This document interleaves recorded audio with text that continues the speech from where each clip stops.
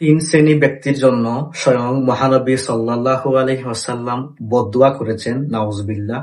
আপনারা মিলিয়ে নিন, আপনারাও এই তিন শ্রেণীর মধ্যে আওতাভুক্ত কিনা। এই কথাকে আপনারা হালকাভাবে নিবেন না।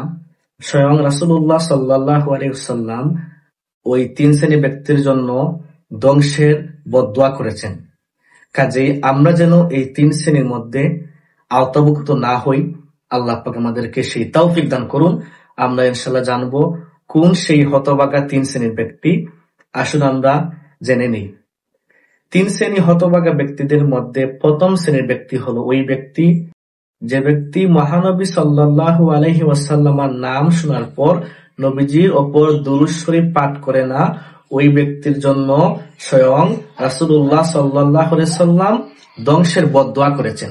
কাজেই আমরা যখনই প্রিয় নবী সাল্লাল্লাহু আলাইহি ওয়াসাল্লামের নাম শুনবো, আমরা তখনই দুরূদ শরীফ পাঠ করব। সংক্ষিপ্ত ভাষ্য সাল্লাল্লাহু আলাইহি ওয়াসাল্লাম আমরা পড়ব ইনশাআল্লাহ।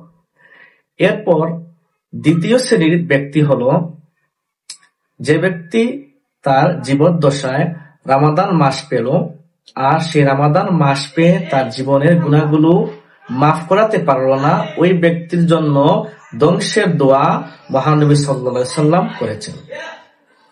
তারপর তৃতীয় শ্রেণীর ব্যক্তি হলো যে ব্যক্তি তার জীবদ্দশায় পিতামাতাকে পেল অথবা যে কোনো একজনকে পেল, আর তাদের সেবা যত্ন করে সে জান্নাত হাসিল করতে পারলো না।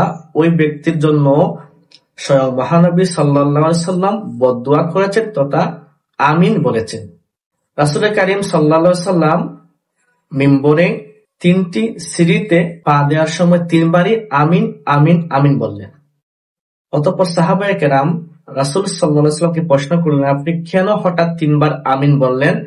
এই প্রশ্নের প্রেক্ষিতে মহানবী সাল্লাল্লাহু আলাইহি ওয়াসাল্লাম এই তিন শ্রেণীর ব্যক্তির কথা বললেন। কাজেই আমরা যেন এই তিন শ্রেণীর মধ্যে আওতাভুক্ত না হই। আল্লাহ পাক আমাদেরকে সেই তৌফিক দান করুন। আর এই ভিডিও বার্তাতে আপনারা শেয়ার করে অন্য সব মুসলিম ভাই বোনদেরকে জানার সুযোগ করে দিন।